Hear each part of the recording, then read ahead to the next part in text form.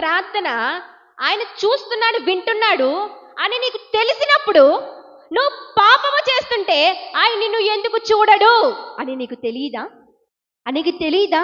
నువ్వు ఫోన్ మాట్లాడుతుంటే, వాళ్ళతో చాటింగ్ చేస్తుంటే, వాళ్ళతో వ్యభిచారం చేస్తుంటే, వాళ్ళతో దొంగతనం చేస్తుంటే, వాళ్ళతో పగగా, కక్షగా, అసూయగా నీ హృదయంలో మాట్లాడుకుంటుంటే ఆయనకు తెలియదా?